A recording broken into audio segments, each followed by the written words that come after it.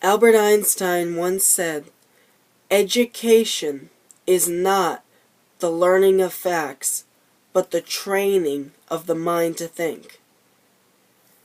And Maximilian Robespierre said, "The secret in freedom is in educating people, whereas the secret of tyranny is in keeping them ignorant."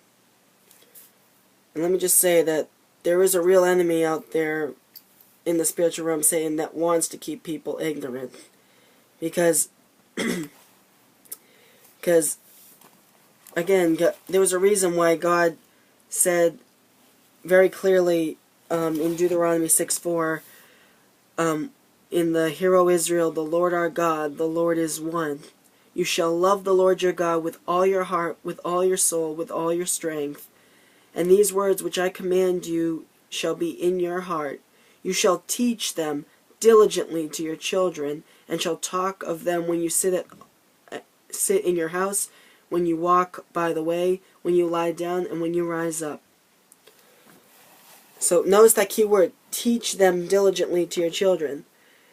And I would submit that one of the reasons why there's so many problems, specifically in the public schools, is because if you remove the acknowledgement that every child in the public schools, in all schools, is created in the image of God with worth, dignity, and purpose and value, you take the acknowledgement of that away, and simply seeing the Ten Commandments and teaching them the Ten Commandments, you take that away, and you push in a naturalistic, atheistic, evolutionary theory that they're just a bunch of atoms and chemicals together with no dignity, and you desensitize them to think critically, then you'll have one huge religion of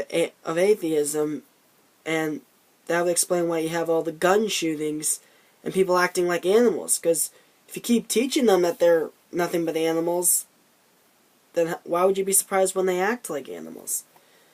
Like even, and don't get me wrong, even when I was in high school, and I loved my high school, it was a wonderful experience, but there were even a few girls in my grade that ended up becoming pregnant. And I'm only saying that just to say that when we just simply look at the fruit of what's happened, we don't blame the fruit. We look at, this is the fruit of what is evident, because the root that they're being taught is that, do whatever you want, you're not accountable to Creator, it doesn't matter how you live, and I mean, and then how you get nothing but chaos. I mean, even when I was surprised, I saw this movie, America's Godly Heritage, and it just blew me away, because I was like, I never learned this in history of our biblical foundation, and that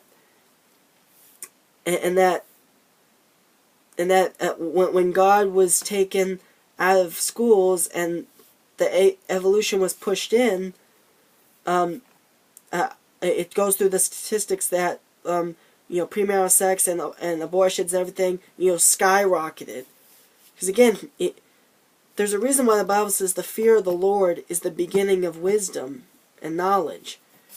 And if you remove that from their eyes, and put molecules to man evolution in its place, what's the result of that?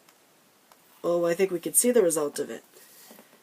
And Jesus even said in Matthew 5:13, "You are the salt of the earth, but if the salt loses its flavor, how shall it be seasoned? It is then good for nothing but to be thrown out and trampled underfoot by men." So, all I have to say is that it's not too late for us to turn things around. The whole purpose of history is one of the ways that you can go forward is by looking back in history, seeing, okay, where's the mistakes that we went wrong, and how do we correct it to get back on track. And again, I'll make another video where I go in deeper to that. But just know that what the Bible says is true about if we train up children in the way that they should go, then when they're older they will not depart from it. And again, to quote Albert Einstein, one more time, education is not the training of facts, but, I'm sorry. Education is not the learning of facts, but the training of the mind to think.